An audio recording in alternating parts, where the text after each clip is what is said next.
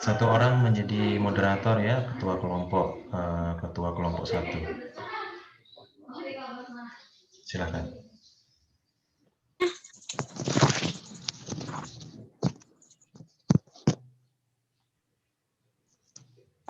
Dinda nih.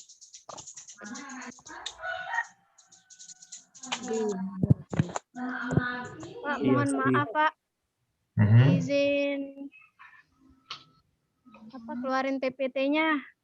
Iya. Ini dia bilang only the host can share in this meeting. Di Bapak yang keluarin Zoom-nya, PPT-nya atau bagaimana? Sebentar.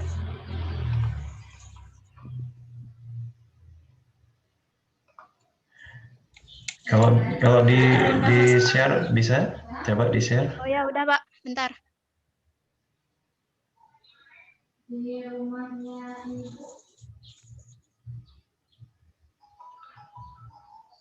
Oke, ya sudah kelihatan ya.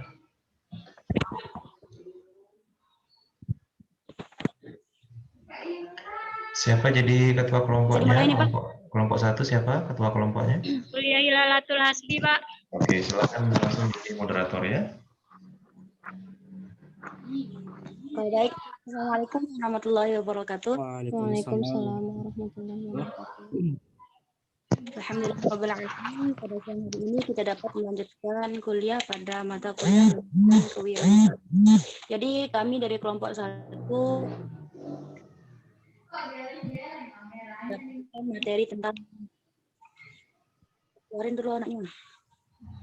Kami mendapatkan materi tentang transaksi dan Dinda keluarin PPT transaksi pembayaran dan cara mengajukan pinjaman.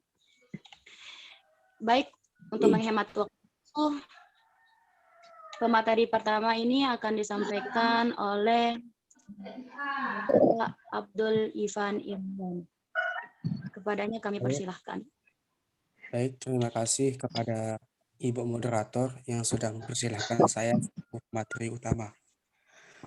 Baik, di sini saya akan menyampaikan sedikit daripada definisi transaksi.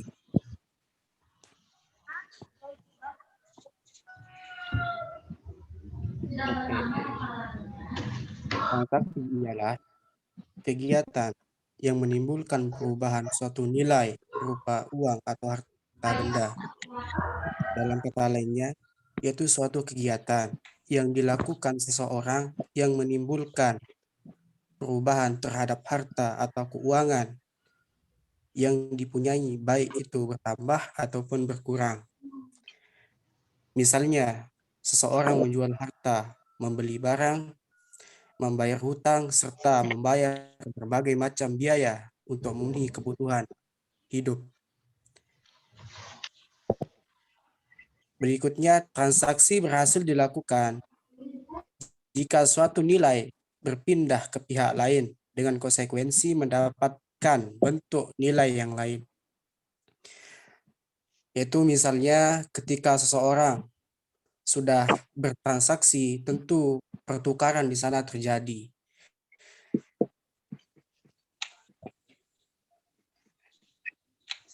Sedangkan pembayaran yaitu suatu kesepakatan antara dua belah pihak atau lebih untuk menukarkan sesuatu atau menukarkan sebuah nilai dengan nilai yang lain. Gitu. Sekali lagi, sedangkan pembayaran adalah sebuah persetujuan antara kedua belah pihak atau lebih untuk menukarkan sebuah nilai dengan nilai yang lain, seperti membayar suatu barang, pembayaran pertukaran nilai mata uang, pembayaran hutang, pembayaran gaji, dan lain-lain sebagainya. Dan transaksi juga bersifat transaksional, yaitu kedua belah pihak saling menyetujui dengan nilai yang ditukarkan. Nah, jadi di sini sebelum terjadinya transaksi tentu ada kesepakatan atau perjanjian antara kedua belah pihak.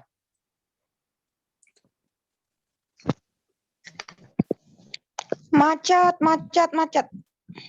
Oke. Jadi transaksi di sini adalah pembayaran atau kegiatan yang dilakukan oleh individu ataupun kelompok yang menyebabkan perubahan terhadap hartanya dengan persetujuan terlebih dahulu. Oke.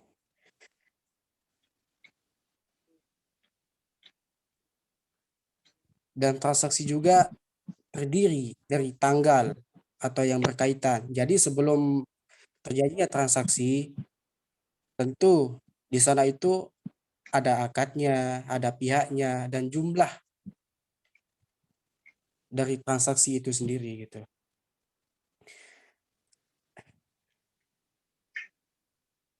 Oke, baik, itu saja yang dapat materi pertama sampaikan. Saya kembalikan lagi ke moderator.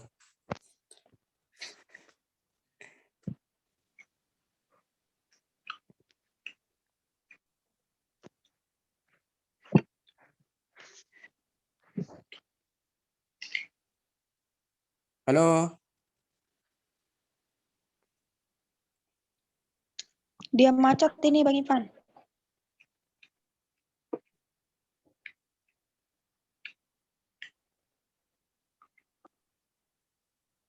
Assalamualaikum warahmatullahi wabarakatuh. Mohon maaf mungkin dikarenakan dia keluar kurangnya- tadi, mohon maaf. Lanjut saja, Rin. Silakan Ibu moderator. Semangat, Rin. Baik, mohon maaf teman-teman, tadi jaringan ini kurang bagus. Materi pertama yang telah diberikan oleh saudara kita Abdul Ivan Irawan. Dari kami Dwi Juliana. Kepadanya kami persilahkan. Ya baik, bismillahirrahmanirrahim. Assalamualaikum warahmatullahi wabarakatuh. Pertama-tama terima kasih untuk moderator yang memberikan saya izin untuk menyampaikan materi. Jadi di sini saya akan melanjutkan mengenai jenis transaksi. Yang pertama itu ada transaksi internal. Jadi transaksi internal di sini itu dia biasanya berhubungan di dalam suatu perusahaan mengenai keuangan yang ada di perusahaan tersebut.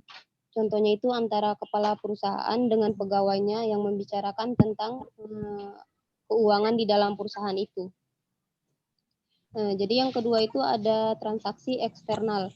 Ya, jadi transaksi eksternal ini itu terjadi antara perusahaan satu dengan perusahaan yang lain, di mana mereka juga membicarakan tentang keuangan, contohnya tentang pembelian atau perdagangan.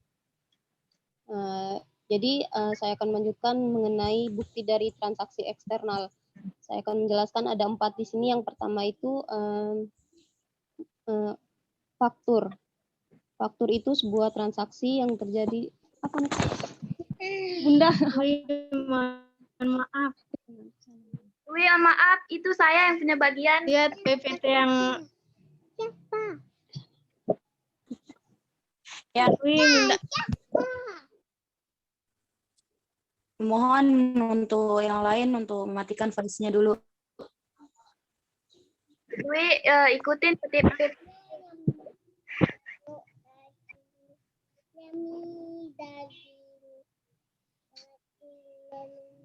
Mana dia Gimana? PPT-nya, Rin?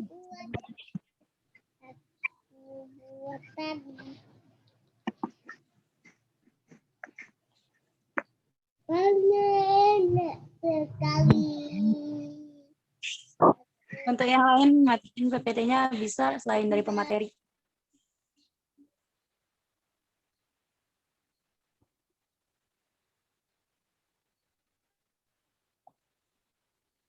Ya, mungkin saudari Dwi dia nge-lag, Pak.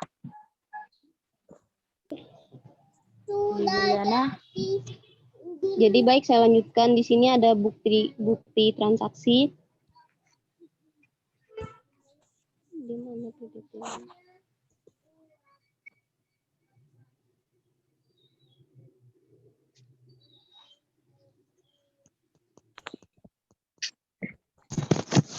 Cek. Rin, ini saya jelasin, Rin. Ya, lanjutkan. Ya, Jadi ini ada bukti transaksi. Yang pertama teman-teman bisa melihatnya di PPT, bukti transaksi digunakan dalam dunia bisnis. Yang kedua pasalnya, transaksi tidak dianggap sah apabila tidak ada bukti. Yang ketiga bukti transaksi, yaitu bukti yang tertulis terjadinya kegiatan transaksi pada suatu perusahaan. Nah, di situ ada tujuan adanya bukti transaksi. Yang pertama itu menjadi sumber informasi modal perusahaan, sumber-sumber ekonomi, serta kewajiban perusahaan. Yang kedua, memberikan informasi terkini pada aktivitas usaha untuk mendapatkan keuntungan.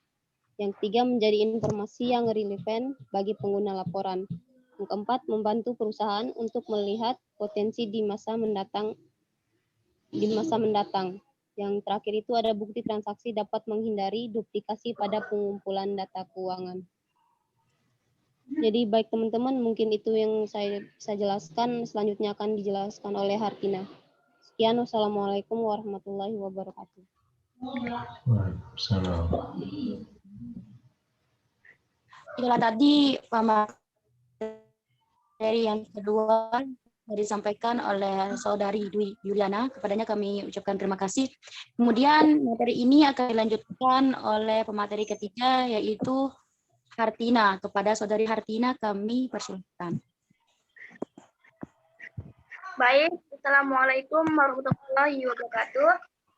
Waalaikumsalam warahmatullahi wabarakatuh. Ini saya akan menjelaskan materi mengenai jenis bukti transaksi. Jenis bukti transaksi itu dibagi menjadi dua, yaitu yang pertama, bukti transaksi internal. Transaksi internal ini adalah bukti yang dilakukan di dalam perusahaan itu sendiri, sedangkan bukti transaksi eksternal adalah bukti yang dilakukan di luar itu sendiri.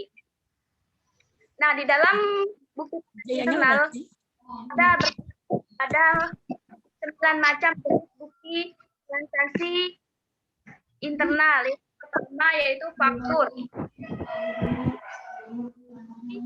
Penjualan barang secara kredit. Faktur itu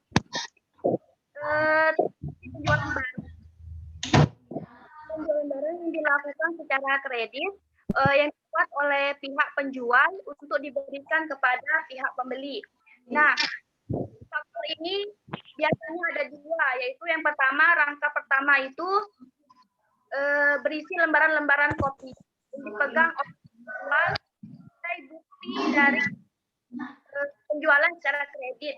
Yang kedua yang asli ini dipegang oleh pihak pembeli.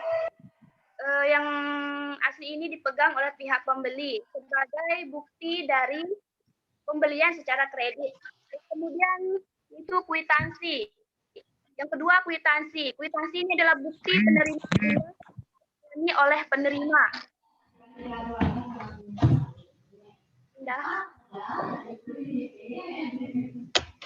Ketiga ini nota debit. Nota debit bukti transaksi pengembalian barang. Pengembalian suatu buat oleh pihak pembeli. Nota debit ini hanya digunakan oleh perusahaan-perusahaan besar. Namun jika pembelian-pembelian biasa seperti yang dilakukan yaitu seperti pembelanjaan kopi di marketplace lainnya tidak menggunakan nota debit. Kemudian yang ketiga yaitu cek. Cek itu suatu surat berisi perintah dari nasabah bank. Nah, cek itu adalah suatu surat atau dokumen yang berisi tanpa syarat dari pihak nasabah agar pihak bank membayarkan sejumlah uang yang telah ditulis dari cek tersebut untuk diberikan pihak si pembawa cek tersebut. Misalnya si A diberikan cek, A membawa cek tersebut ke bank, kemudian dicairkanlah di sana menjadi uang. Itu dah teman-teman. Kemudian yang kelima yaitu biliet giro. Biliet giro yaitu menyimpan dana dan memindahkan dana pada rekening yang ditulis. Biliat giro itu berisi suatu perintah kepada pihak yang menyimpan dana untuk memindahkan dana dengan jumlah tertentu. Biliat giro seperti proses pemindahan dari rekening seseorang ke rekening yang lain. Kemudahan atau manfaat kita menggunakan biliat giro ini, kita bisa bertransaksi dalam jumlah yang besar. Kemudian bukti setoran bank. Nah, bukti setoran bank, slip setoran dari pihak bank. Bukti setoran bank ini biasanya slip setoran bank disediakan oleh pihak bank. Slip setoran dari pihak bank ini sudah disediakan oleh pihak bank yang diberikan kepada nasabah.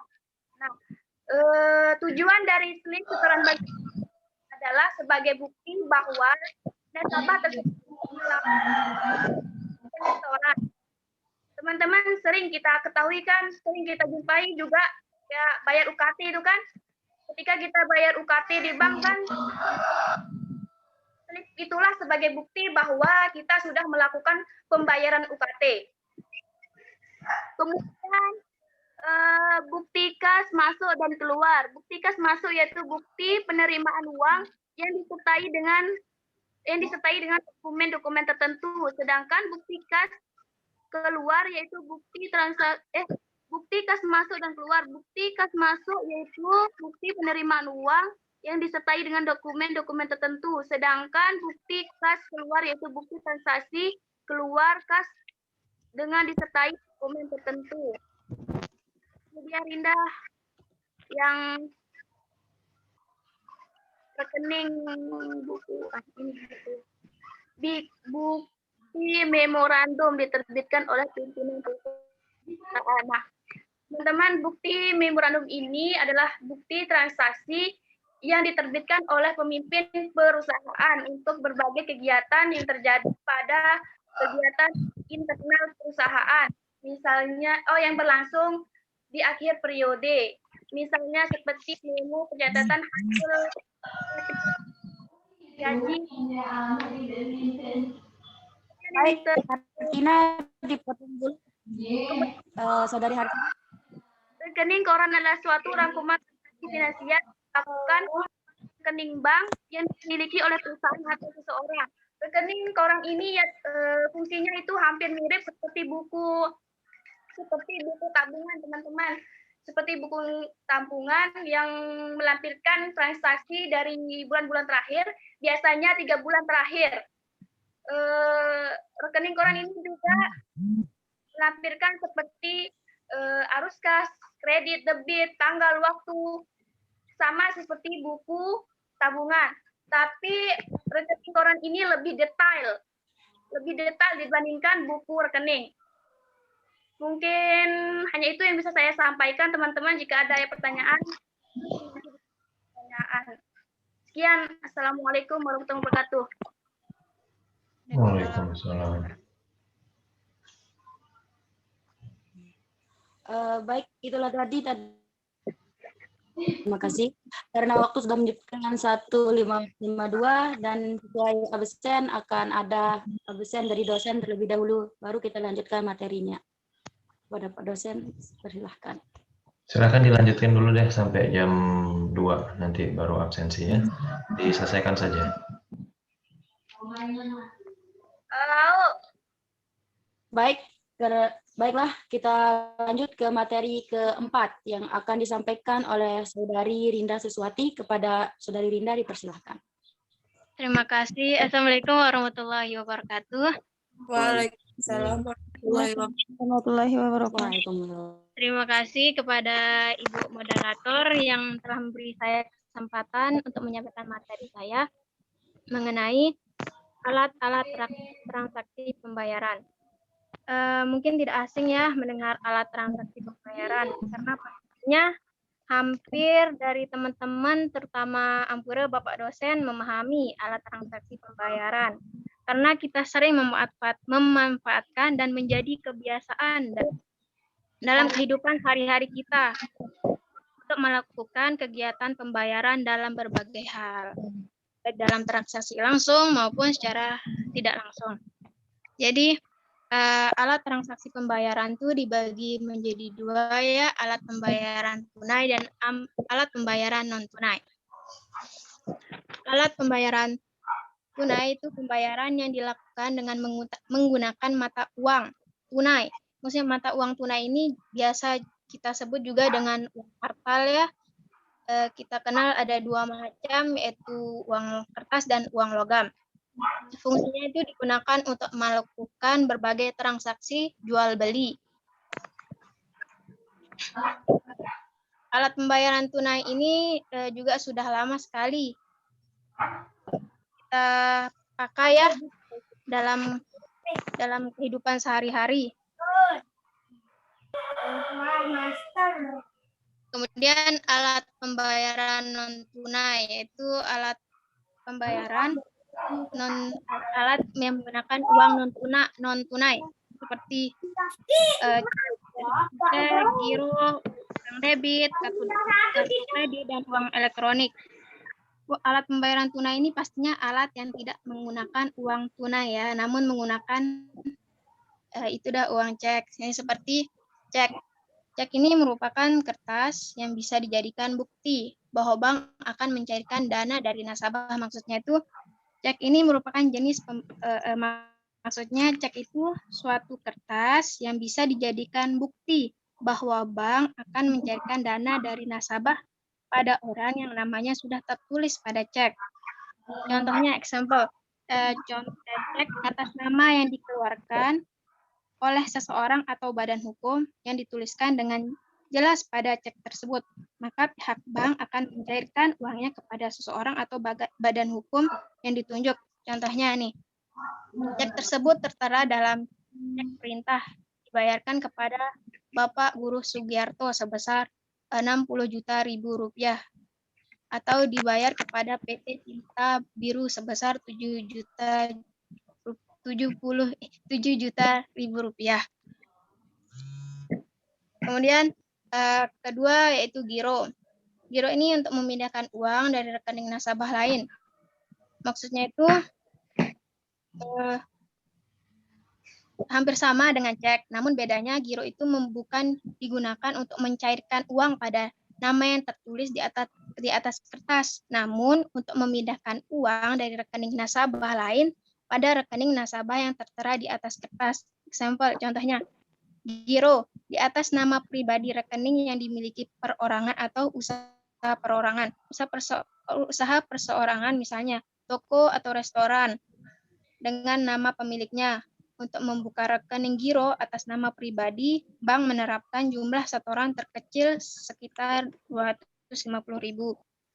Kemudian ada utang debit, suatu kertas untuk diproses oleh bank agar dapat melunasi utang tersebut. Utang debit ini maksudnya pembayaran ini dilakukan dengan melakukan utang terlebih dahulu pada suatu bank, lalu dapat menggunakannya. Jadi harus punya utang dulu baru dapat transaksi utang debit. Nah, setiap kali menggunakan uang tersebut, maka harus kita tulis pada suatu kertas. Nantinya kertas tersebut akan diproses oleh bank agar melunasi utang tersebut. Yang keempat, ada kartu kredit. Kartu kredit ini pembayaran non tunai menggunakan kartu yang diterbitkan oleh bank. Jadi kartu debit ini juga salah satu alat pembayaran non tunai yang saat ini sangat terkenal ya, karena hampir seluruh orang sudah menggunakan kartu yang satu ini agar bisa berjalan dengan lancar. Contohnya itu seperti hampir sama dengan ATM ya, kurang lebihnya seperti itu. Yang terakhir, yang kelima, uang elektronik. Uang elektronik itu salah satu dari jenis pembayaran yang saat ini bisa kita gunakan dalam berbagai transaksi pembelian. Contohnya itu seperti OVO, GoPay, Link Aja, dan lain-lain. Mungkin hanya itu yang bisa saya sampaikan. Nanti bila ada kekurangan bisa ditanyakan. Wabillahi taufiq wal hidayah. Wassalamualaikum warahmatullahi wabarakatuh. Ya, itulah tadi materi keempat. Dari Rinda kami Kami mengaturkan terima kasih. Kemudian materi terakhir akan disampaikan oleh saya sendiri, yaitu tentang bagaimana sih cara mengajukan pinjaman. Jadi yang pertama itu kita itu pertama warga negara Indonesia atau kita itu WNI. Enggak mungkin lah kan negara lain mau minjam ke Indonesia, pertama dulu harus mempunyai, kita itu minimal harus mempunyai KTP. Kemudian batasan usianya itu yang membatasi dari umur 21 sampai dengan 60 tahun. Kenapa pihak perusahaan itu membejet dari usianya 21 sampai 60 tahun? Karena di sanalah mulai kematangan dalam berpikir. Jadi untuk teman-teman jangan ngutang dulu kalau masih umur 18 tahun. Terus yang ketiga, cara mengajukan pinjaman itu yaitu batasan penghasilan. Di mana kan batasan penghasilan di mana setiap wilayah itu akan membatasi setiap penghasilan dari setiap orang yang meminjam itu minimal dia itu punya upah minimum regional. Kalau dia punya upah minimum regional itu salah satu syaratnya dia bisa meminjam. Kalau dia nggak punya UMR, maka kemungkinan kecil dia itu nggak bakalan dikasih untuk minjam uang. Tapi kalau UMR-nya itu tinggi, kemungkinan besar dia itu mendapatkan pinjaman dengan cepat juga. Kemudian yang ketiga, cara mengajukan pinjaman itu limit pinjaman. Nah, limit pinjaman ini merupakan pinjaman jangka pendek, berkisaran antara 15 hingga 30 hari. Ini namanya limit pinjaman. Dan yang terakhir, cara kita mengajukan pinjaman itu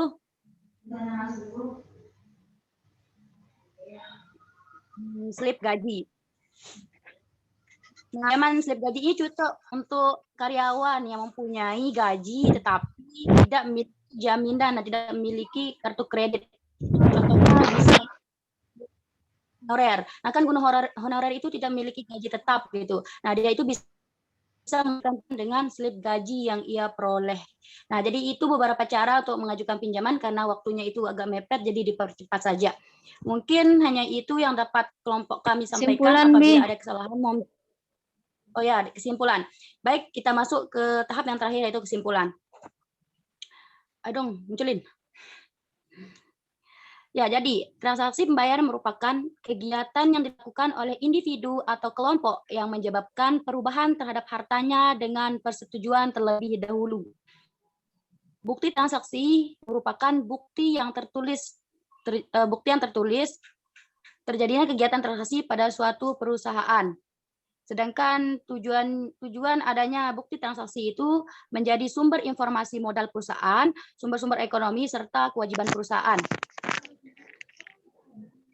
Jenis bukti transaksi ini pertama ada dua, ada bukti transaksi internal dan ada bukti transaksi eksternal. Jenis-jenis bukti transaksi. Ada bukti transaksi internal dan eksternal. Terus kemudian alat pembayaran tunai. Alat pembayaran tunai itu adalah jenis pembayaran yang pertama digunakan untuk transaksi jual beli berupa bisa uang kertas atau uang logam. Terus alat pembayaran non tunai itu menggunakan uang non tunai seperti yang dijelaskan oleh pemateri. Terus cara mengajukan pinjaman. Pertama syaratnya itu yaitu WNI atau warga negara Indonesia. Kedua memiliki batas minimal usia. Ketiga, batas penghasilan. Dan yang keempat,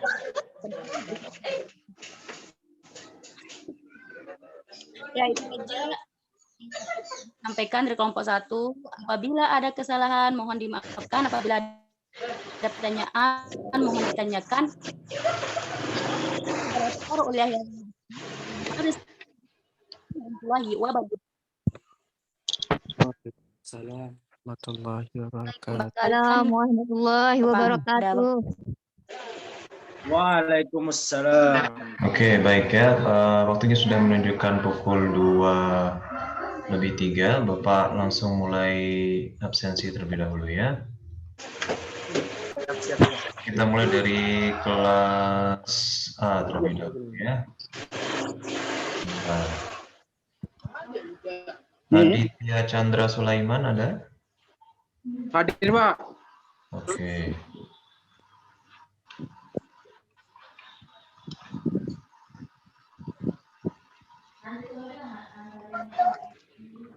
Oke, sebentar. Dia hadir. Nursa Riana. Hadir, Pak. Oke, hadir. Wiwi Astami. Hadir, Pak. Hadir.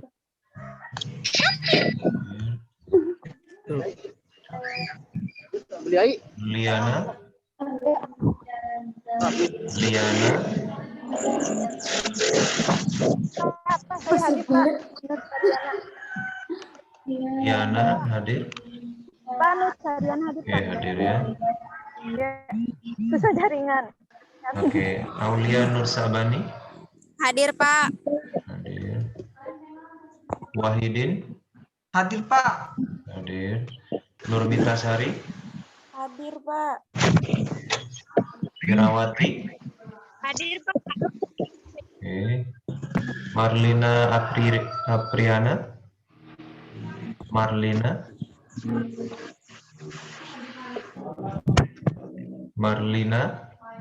Hadir, ada Pak. Marlina nggak ada ya? Oh ada ya. Marlina hadir ya. Oke. Juliana Listiani. Juliana. Juliana keluar masuk. Oke. Masuk, Pak. Keluar masuk. Juliana belum ada ya. Nurfani. Nurfani. Hadir, Pak. Beli botolan? Dwi Juliana. Rani hadir. Oke. Hadir Pak, Dwi Yuliana hadir. Oke, Dwi Juliana hadir. Olina Lestari. Hadir. Hadir. Lalu Adam Zikrullah. Hadir. Assalamualaikum. Waalaikumsalam. Rizky Dwi Puspita. Rizky Dwi Puspita. Tidak ada kuota katanya. Tidak ada ya. Muhammad Rusmo. Hadir, Pak. Hadir. Apa julang, Kak? Abdul Iman Irawan hadir ya. Hadir Pak. Rahmat Hidayat.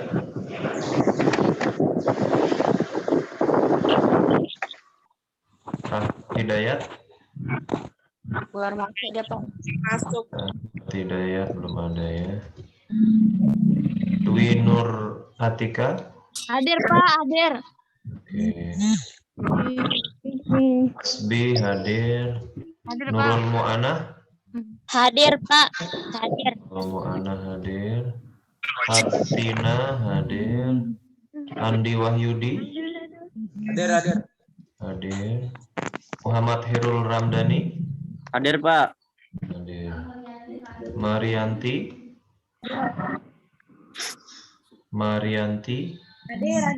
Hadir. Baik Yunia Ningsih. Baik Yunia Ningsih. Baik Yuni belum ada ya. Oke. Dharma Lasara. Hadir, Pak. Hadir. Muhammad Loksa. Hadir, Pak. Hadir. Oke. Mi'atun Hasanah. Mi'atun Hasanah. Mi'atun Hasanah belum ada ya. Rinda Suswati. Rinda tadi hadir ya. Lalu Muhammad Saukat. Hadir, Pak. Saya berdua sama Adam, Pak. Oh, iya. Mohon maaf, HP saya nggak ada kuota. Oke, enggak apa-apa, silakan. Oke, untuk yang kelas A yang tidak hadir adalah Yuliana Listiani, Rizky Dwi Puspita, Rahmat Hidayat, Baik Yunia Ningsih, Mi'atun Hasanah. Tanya, Pak, tadi kan Ya, sekarang yang kelas B. Mbak Yunaningsih ada dia? Nggak bilang hadir. Oh, mantan member boy band. Ipan, Amer. Oke, Nur Salimah. Nur Salimah. Mau tanya. Nur Salimah belum hadir ya.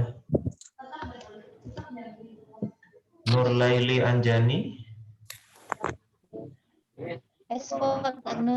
Nur Laili Anjani. Nur Laili Anjani. Ada ya. Muhammad Haji Zamzami. Hadir, Pak. Ya, hadir. Argian Hasari. Argian Hasari. Argian Hasari nggak ada ya. Diani Lestari. Hadir, Pak. Oke, hadir. Sinta Arsi Julianti. Hadir, Pak. Oke. Lita Lestari. Hadir, Pak. Oke. Prawira Bentara. Prawira. Hadir, Pak. Hadir. Lalu Abdul Ghafar. Lalu Abdul Ghafar. Kelewatan. Lalu Abdul Ghafar nggak ada ya. Tidur. Hadir. Ada hadir. Ada Yunia hadir, Pak. Baik, Yunia. Kelas apa? Kelas A ya? Ya, Pak, maaf. Oke, baik. Yunia Ningsih hadir ya. Oke. Makasih, Pak. Yuk. Lanjut, Hamdun Ahmad. Main masuk kuliah nih. Bare. Hamdun Ahmad. Udah tadi hadir, Pak. Jangan keluar, nggak ada sinyal. Dia bilang. Oke, nanti kalau hadir disebutkan saja ya. Kandi Famunitya. Kandi. Bare konyol masuk kuliah nih. Oke, Kandi nggak. Rosiana. Hadir. Kamil pinter. Maulidia Rizka Putri. Pak. Maulidia. Hadir. Hadir. Hadir. Ya. Nurul Hidayah. Hadir, Pak. Oke, hadir. Indah Aulia Anjani. Hadir, Pak. Hadir. Sofia Ardani. Hadir, Pak. Hadir. Ita Rahmasari. Dia keluar masuk, Pak. Jangan lag, Pak. Oke. Neneng Bare Kadarsi. kuliah nih. Hadir, Pak. Neneng Kadarsi hadir. Irobi Malik Maulana. Irobi. Kamil pinter. Bare. Irobi. Tadi dia hadir, Pak. Oke. Bare. Hadir sebut saja ya. Saufrianda. Bare jam telu. Saufrianda. Hadir Pak, hadir. Ini Oke, anaknya hadir. bare, Pak. Erniwati. Erniwati. Erniwati. Ti Putri Ayu. Hadir, Pak. Ti Putri Ayu hadir. Roswina Atswari. Hadir, Pak. Hadir. Muhammad Rizky Ramadan. Muhammad Rizky Ramadan. Tidak ada. Nurul Istiqomah. Hadir, Pak. Oke, hadir. Baik, yang tidak hadir untuk kelas B, Nur Salimah, Nur Laili Anjani, Argian Hasari, lalu Abdul Ghafar, Hamdun Hadir, Ahmad. Pak. Hadir. Ya, lalu Abdul Ghafar hadir ya. Yang tidak hadir, Hamdun Ahmad, Kandi Famunitiah Yuni Prilatama, Vita Rahmasari, Hirobi Malik Maulana, Erniwati, Muhammad Rizky Ramadan. Ya. Oke, baik. Kita lanjutkan ke presentasi kelompok B. Sudah siap? Silakan. Siapa ketua kelompoknya? Neneng Kadarsi. Ya, silakan. Kepada kelompok 2, kepada kelompok 1 yang kelas B. Silakan. Neneng enggak kamu kebanjiran. Pak, maaf Pak, Rahmat Hidayat hadir Pak, dia keluar tadi. Oke, Rahmat Hidayat.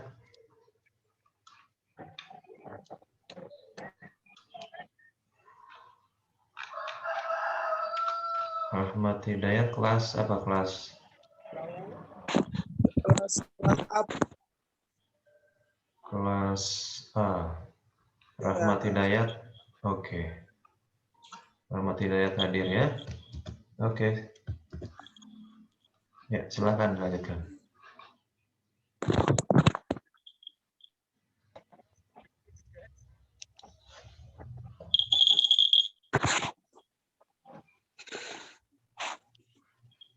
Silakan yang kelas B. Yuk. Indah Aulia Anjani, lalu Abdul Ghafar, Muhammad Haji Zamzami, Neneng Kadarsi.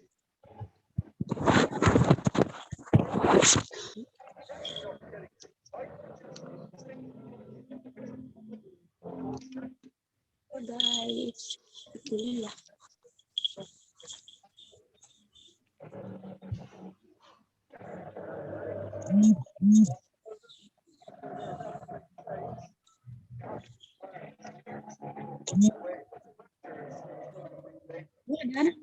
Ada tukang.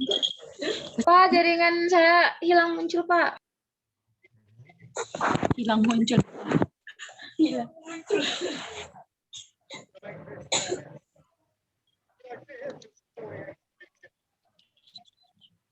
Silakan dibantu anggota kelompoknya yang lain mungkin.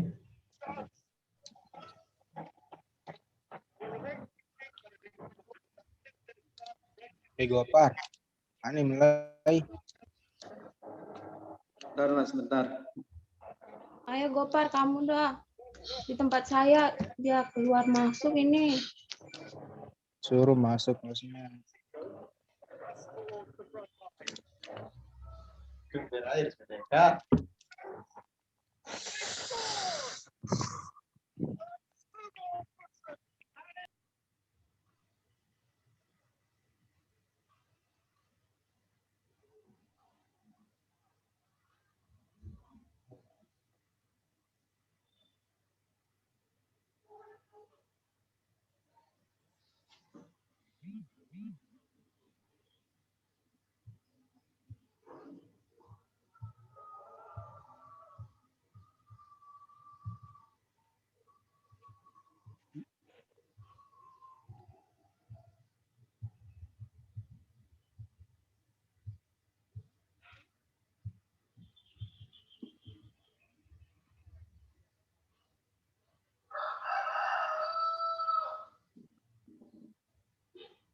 Nggak bisa nih, Pak.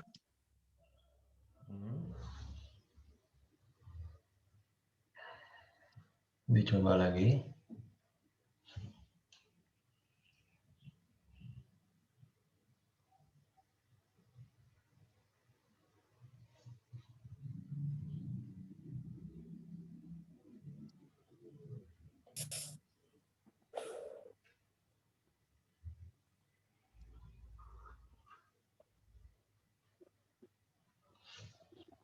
Silakan bisa dibantu anggota kelompoknya yang lain. Enggak. Panik. Enggak, masa enggak? Ini yang bantu tuh.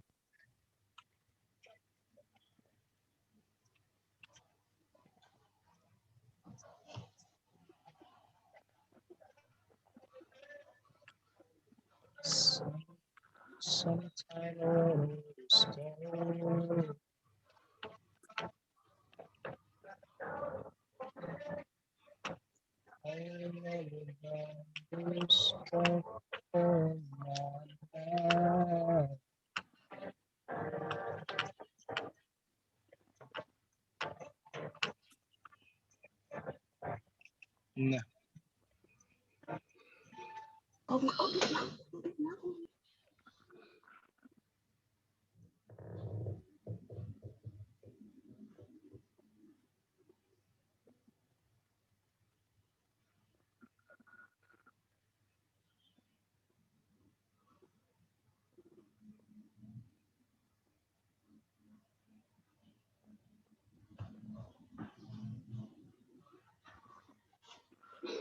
Silakan bisa dimulai.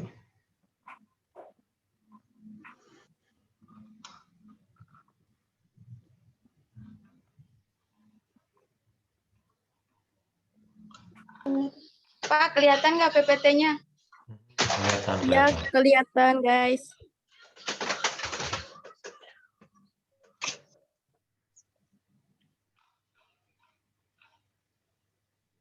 Bismillahirrahmanirrahim. Assalamualaikum warahmatullahi wabarakatuh. Kami dari kelompok 1 akan mempresentasikan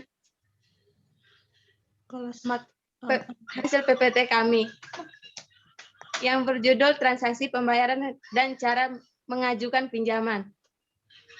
Yang pertama akan disampaikan oleh Saudari Indah Aulia Anjani.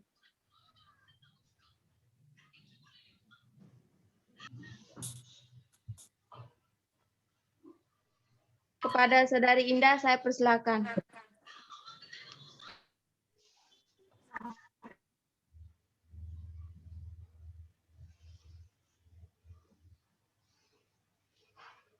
halo Indah.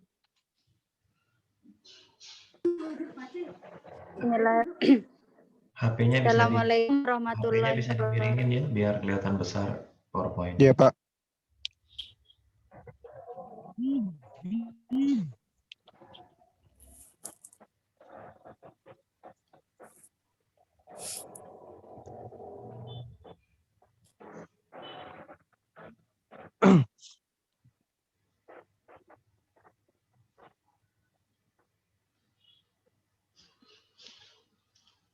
Ya, silakan dilanjutkan.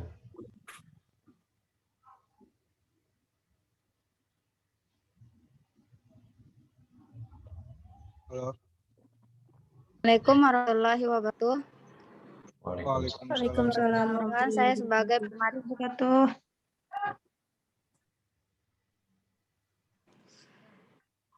Perkenalkan, saya Indah Aulia Anjani dari kelas MDB semester 4 akan sebagai pemateri membacakan transaksi pembayaran. Transaksi pembayaran adalah suatu kegiatan yang dilakukan seorang penjual dan pembeli atau seorang yang menimbulkan perubahan terhadap harta atau keuangan yang dipunyai, baik bertambah atau berkurang. Yang serius, Yang kedua, transaksi pembayaran hak. Yang ketiga, aktivitas transaksi biasanya melibatkan produk atau berbagai macam lain yang dimiliki oleh salah satu pihak dan tidak dimiliki oleh pihak lain.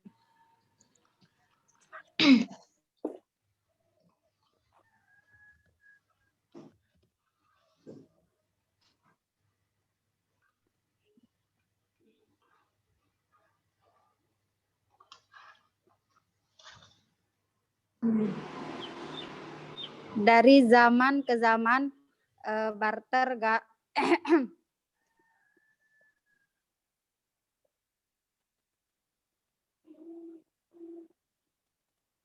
dari zaman ke zaman, yang pertama barter, 2 garam, 3 telur, 4 uang kertas, 5 pembayaran non elektronik.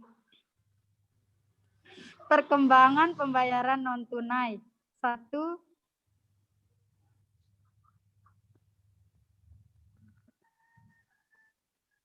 Serius, Boy.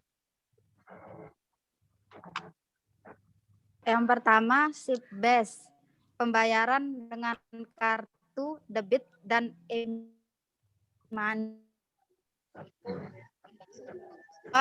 Server base, pembayaran berbasis server yang bisa diakses via website atau aplikasi dompetku dan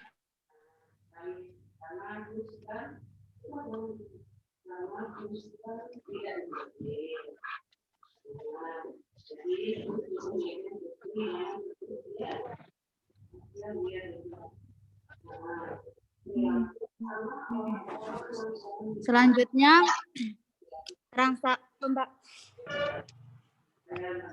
pembagian Baik, materi selanjutnya akan disampaikan oleh Saudara Aji Zami. Pak, dosa 5 hadir, Pak. Oke. Siap. Baik, terima kasih untuk moderator. Bismillahirrahmanirrahim. Assalamualaikum warahmatullahi wabarakatuh. Waalaikumsalam warahmatullahi Waalaikumsalam warahmatullahi wabarakatuh. Baik, langsung saja. Di sini saya akan membahas tentang pembagian transaksi. Di sini pembagian transaksi ada 3. Pertama, internal, eksternal, dan bisnis. Pertama, transaksi internal. Transaksi internal adalah sebuah transaksi yang terjadi dalam sebuah perusahaan, yaitu transaksi yang hanya melibatkan personalia yang terdapat di dalam sebuah perusahaan saja. Transaksi internal lebih menekankan pada perubahan posisi keuangan yang terjadi di bagian dalam perusahaan.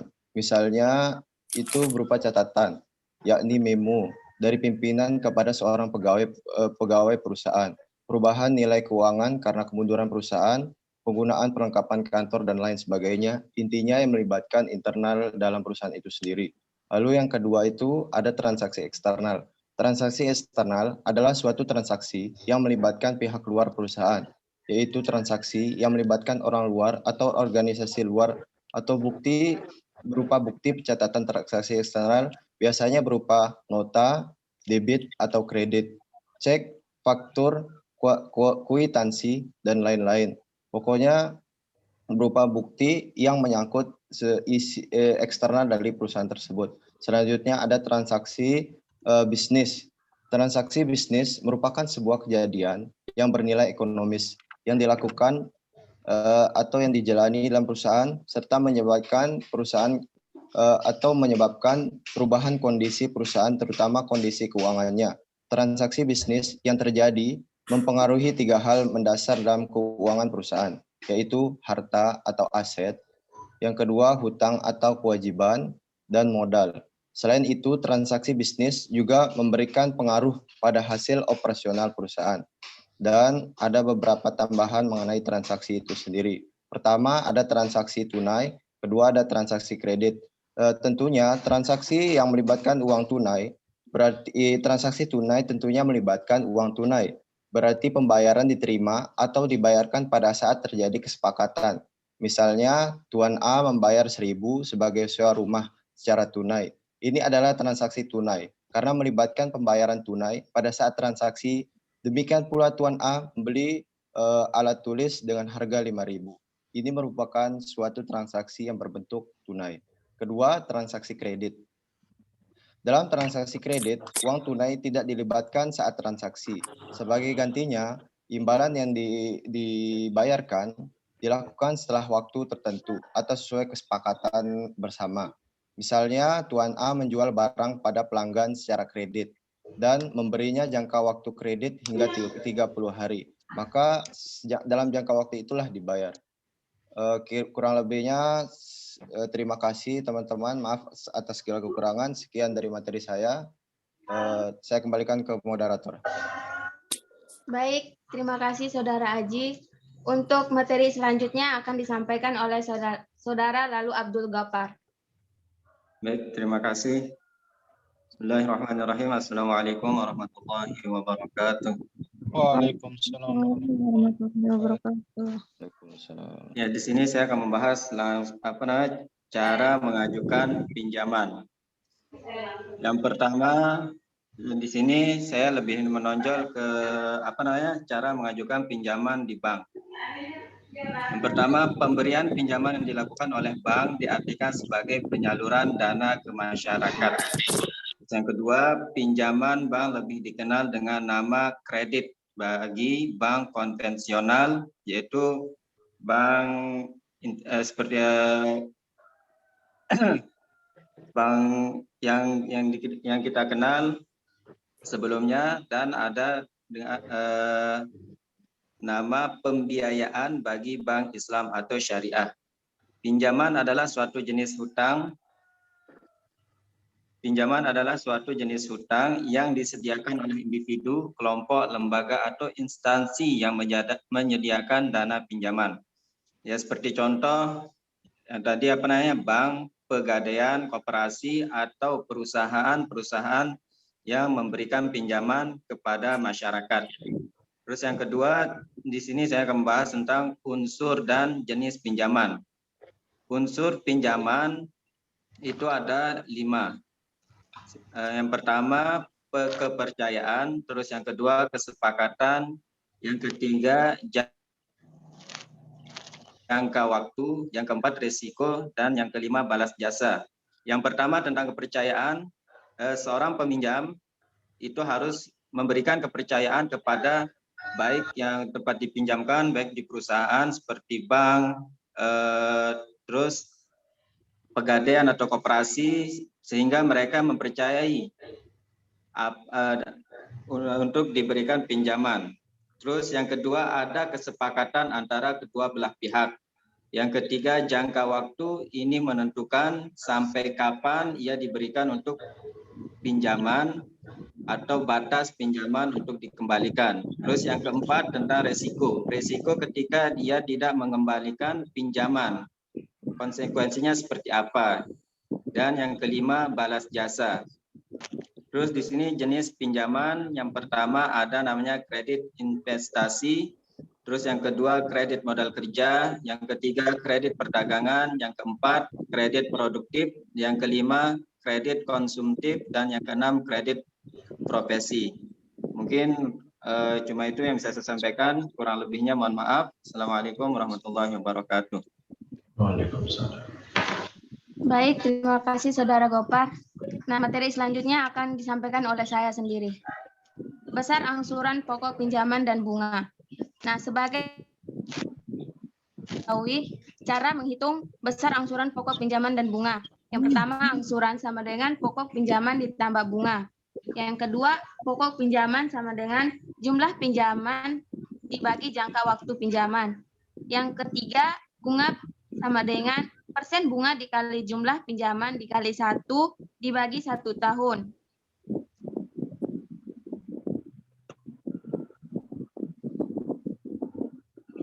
Selanjutnya, perhitungan bunga pinjaman.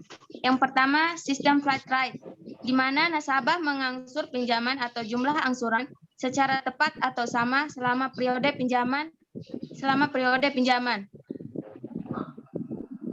Umumnya jenis bunga ini digunakan untuk pinjaman kredit tanpa anggunan. Yang kedua, slide rate, jumlah angsuran per bulan semakin mengecil dan berkurang.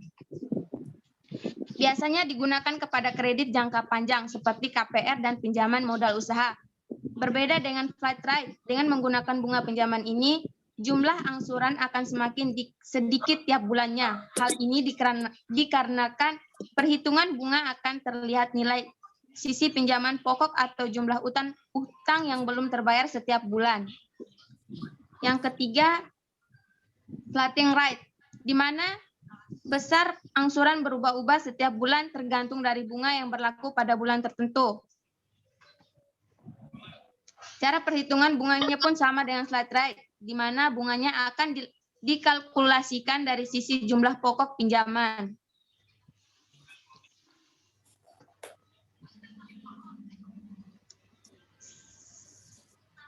Selanjutnya, prosedur dan syarat pinjaman. Yang pertama, nasabah mengajukan secara tertulis dengan mengisi dan menandatangani aplikasi atau formulir permohonan kredit. Yang kedua, nasabah melengkapi semua persyaratan dan dilampirkan dalam aplikasi permohonan. Yang ketiga, pihak akan mempelajari permohonan tersebut. Dan yang keempat, apabila permohonan dirasa memenuhi syarat, nasabah diwawancara tentang maksud tujuan memperoleh kredit. Selanjutnya, pihak melakukan penelitian dokumen dan penelitian di lapangan. Apabila hasil penelitian di lapangan, dokumen dan wawancara memenuhi syarat, nasabah dipanggil untuk menandatangani akad kredit. Setelah akad kredit ditandatangani, pihak akan menyetor uang tersebut ke rekening nasabah.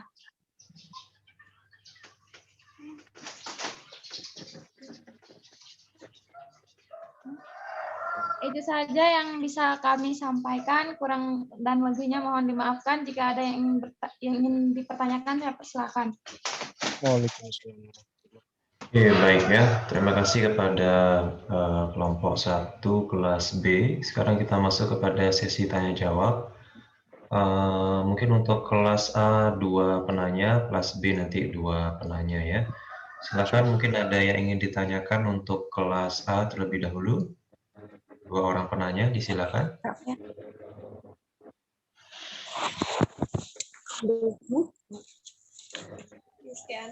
Ini.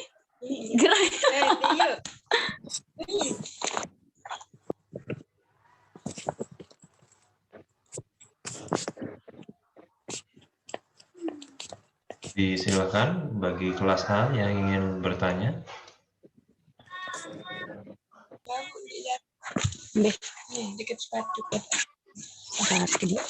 Silakan teman-teman yang ingin bertanya. Kalau nggak ada mungkin datang semua Pak, Insya Allah. Oke, mungkin kelas B, silakan kelas B. Ada yang bertanya? Silakan Aulia. Ya, Pak. Bismillahirrahmanirrahim. Assalamualaikum warahmatullahi wabarakatuh. Waalaikumsalam warahmatullahi wabarakatuh. Pertanyaan saya di sini tadi saudari Dwi Yuliana mengatakan bahwa jual beli itu dikatakan sah apabila ada bukti pembayarannya. Nah, jadi pertanyaan saya di sini adalah bagaimana jual beli itu dikatakan sah apabila memiliki bukti pembayaran itu sendiri. Apabila tidak memiliki bukti pembayaran. Sekian, Assalamualaikum warahmatullahi wabarakatuh.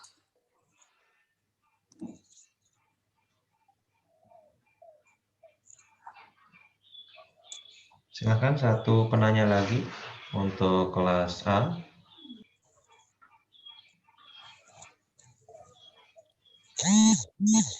Atau sementara sambil dijawab, mungkin bisa, silakan.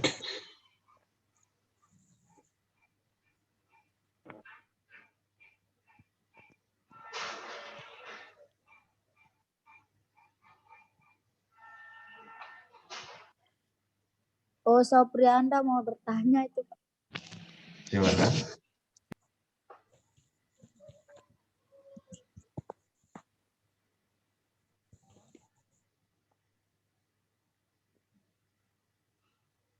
Oke, yang kelas B mungkin ada yang ingin bertanya? Yang kelas B.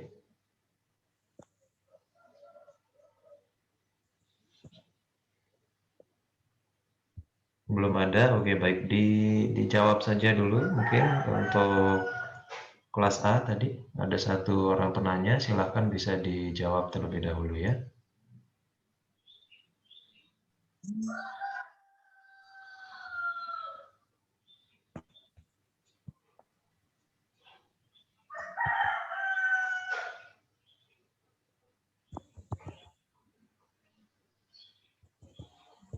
Untuk yang kelompok B, sharing screen-nya bisa dimatiin ya.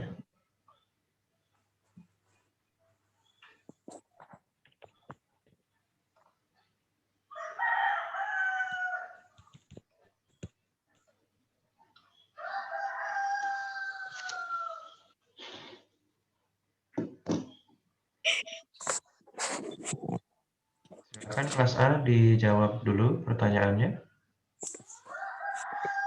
Pertanyaan ini Halo. oleh saudara Dwi Yuliana. Ya baik, mohon maaf telat. Dwi hadir. Jadi kalau pertanyaan dari Aulia Nursabani mengenai kalau tidak ada bukti pembayaran, apakah pembayaran transaksi tersebut sah atau enggaknya? Jadi kalau pembayarannya itu seperti pembayaran di warung atau kecil-kecilan itu mungkin tidak perlu bukti pembayaran, karena itu tidak memerlukan biaya yang besar kecuali seperti di perusahaan-perusahaan yang memiliki pembiayaan besar atau pengeluaran yang besar harus memerlukan bukti agar dinyatakan transaksi itu sah kayak gitu. Mungkin itu saja, Pak. Mau menambahkan dikit, Pak? Silakan menambahkan, Bunda. Oh ya, sah apa tidak sih jual beli tanpa bukti pembayaran? Sah saja bila ada kesepakatan juga sih, nggak tergantung bukti pembayaran itu dilakukan di perusahaan besar juga. Terkadang kan kita juga bukti pembayaran misalnya, semisal kita kayak mengikuti kecil aja organisasi kan, misalnya ikuti organisasi kan ada harus kwitansinya seperti itu, harus ada bukti nanti kan, misalnya beli pembayaran baju gitu, nanti bisa diserahkan sebagai bukti pembayaran. Itu aja sih, Pak. Terima kasih. Bisa dipahami. Komentar dari penanyanya, silakan. Tidak ada, Pak. Oke. Makasih. Ada yang mau bertanya lagi? Silahkan dari mana-mana saja. Saya, Pak. Untuk kelompok dari kelompok kelas apa? Diatur di sana. Iya, Pak. Tadi kan sudah dijelaskan ya jenis bukti transaksi. Mungkin tadi sudah dijelaskan, tapi tadi saya kurang mendengar karena ada sedikit hambatannya. Kan ada transaksi internal sama transaksi eksternal. Nah, yang di internal itu kan dibuat di dalam perusahaan. Nah, itu bentuknya itu seperti apa? Apakah di data atau gimana gitu? Sama yang eksternal itu di luar perusahaan itu contohnya itu seperti apa? Itu. Oke.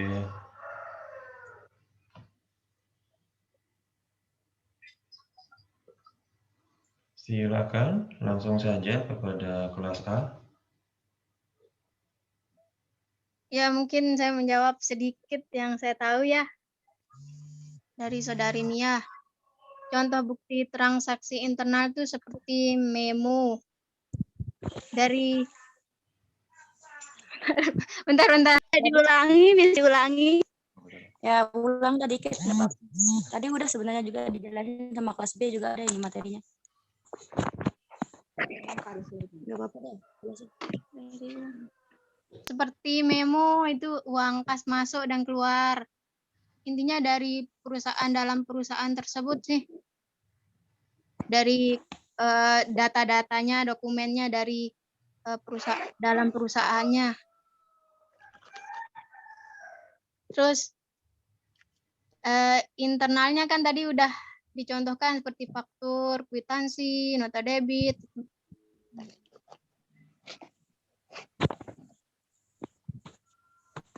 Ya. Cuma itu aja. Udah contohnya. Lihat giro, bukti setoran, udah dijelaskan tadi. Sudah, cuma kan kurang gitu, agak keradat-keradat. Makanya lebih yang jelasnya tadi. Mungkin ntar bisa ditonton ulang, mungkin Bapak ntar. Ada PPT-nya juga udah di-share di grup.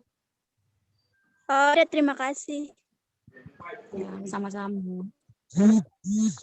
Oke, baik. Terima kasih ya. Kalau yang kelas B, mungkin ada yang mau bertanya, disilakan.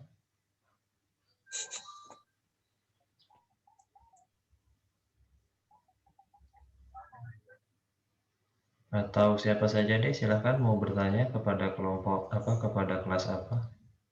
Saya, Pak. Oke, silakan Rahmat Hidayat. Baik, terima kasih. Assalamualaikum warahmatullahi wabarakatuh. Waalaikumsalam warahmatullahi wabarakatuh. Teman-teman dari kelompok 1 ya. Di zaman sekarang ini kan kita ketahui bahwa mantap nih. Apakah menurut teman itu uang digital itu efektif digunakan dalam sebuah perusahaan, dan nanti bagaimana cara pendataan dan pembuktian pembayarannya itu? Apakah bukti pembayaran menggunakan uang digital itu teman-teman rasa itu lebih efektif dari uang yang biasa kita gunakan?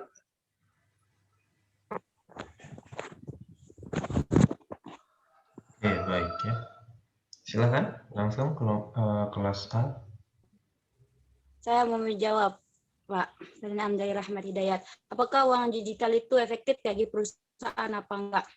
Saya rasa kan seperti yang Rahmat Hidayat ketahui, sekarang itu kan zaman modern di mana penggunaan uang digital itu mau nggak mau kita itu harus pelajari. Dan untuk perusahaan sendiri, kalau kita menggunakan uang digital atau menggunakan aplikasi itu jelas lebih mudah. Karena kenapa enggak? Kita itu gimana ya? Ketika orang membayar itu datanya itu dia langsung masuk ke aplikasinya. Seperti contoh, ya itu kan pernah kerja di toko kosmetik ini. Ya itu kita itu menggunakan itu udah ada yang menggunakan non tunai, ada yang menggunakan tunai. Nah, yang enggak pakai non tunai itu biasanya kan pakai kartu kredit, itu kan jercek masuk dia ke sana itu. Nah, di sana itu di komputer itu atau datanya itu langsung dia masuk berapa jumlahnya yang keluar, berapa yang masuk gitu, Mat. Jadinya kalau pakai uang elektronik itu lebih mudah datanya yang masuk, enggak kita capek-capek itu ngelis gitu. Jadi itu saja, Pak. Oke. Gimana, Rahmat Hidayat? Ada komentar dari penanyanya? Cek, nge-lag enggak, Pak, jawaban saya? Lancar, Pak.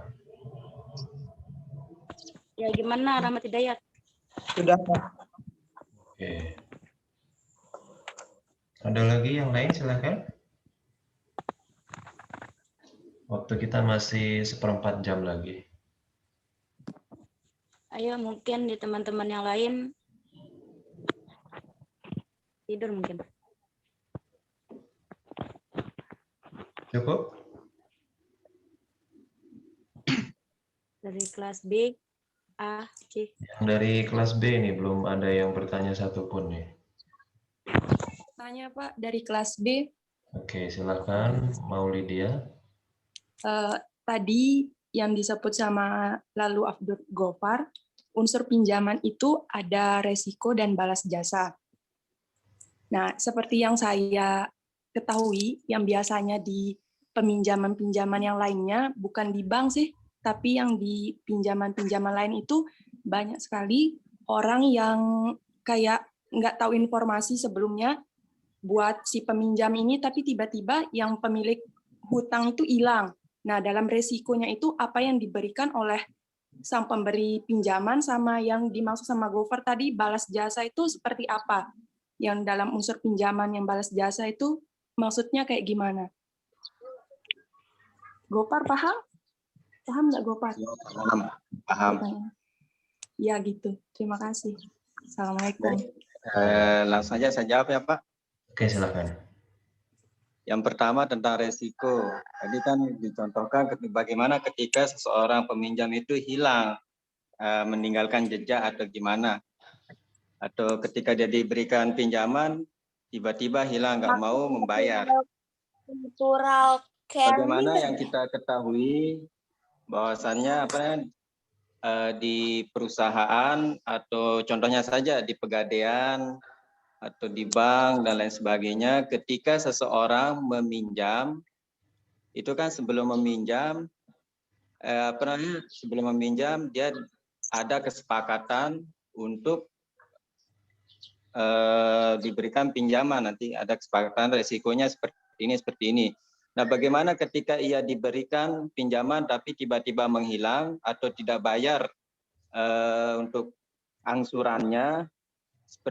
Seperti yang saya ketahui bahwasannya jadi namanya itu di blacklist tidak dapat meminjam lagi. Jadinya di blacklistnya itu bukan di satu tempat saja, tapi satu perusahaan dengan perusahaan yang lain itu bekerja sama. Nanti kan makanya ketika kita meminjam itu kan kita ditanyakan kartu keluarga, KTP dan lain sebagainya, itu sebagai data di komputer nanti, sebagai data untuk data online-nya. Jadinya ketika dia tidak bisa membayar atau kabur, nanti di sana secara langsung di blacklist namanya. Jadi ketika dia minjam ke perusahaan lain, dia tidak bisa karena bakalan dicari namanya terlebih dahulu. Ketika tidak ada bermasalah, barulah diberikan pinjaman tersebut.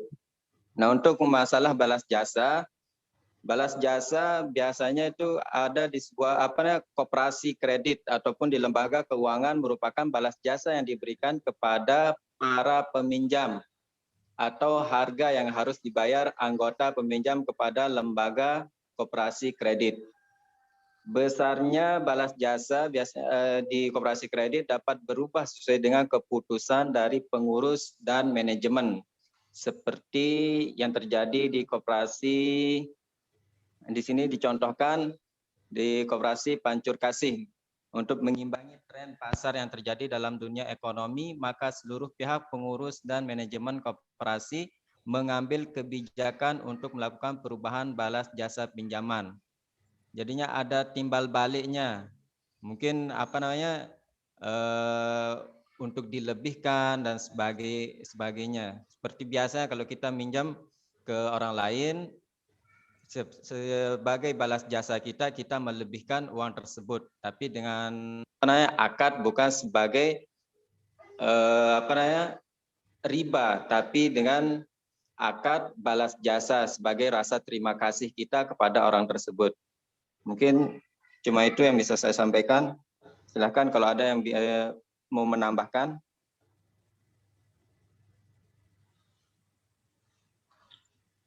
Silakan, mungkin mau ditambahkan.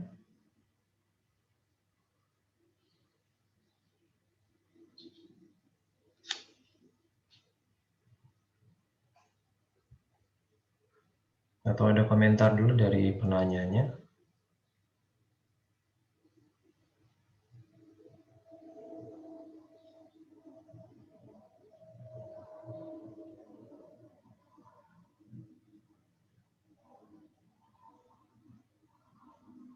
Ada komentar dari penanya atau cukup jelas? Udah jelas, Pak. Makasih, Gopar. Oke. Baik. Mungkin satu pertanyaan lagi dari kelas B. Setelah itu kita akhiri pertemuan kita siang hari ini. Masih ada yang mau bertanya? Kelas B?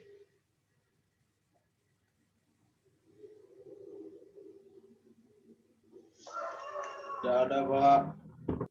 Oke, baik. Jika tidak ada, Bapak langsung akhiri ya.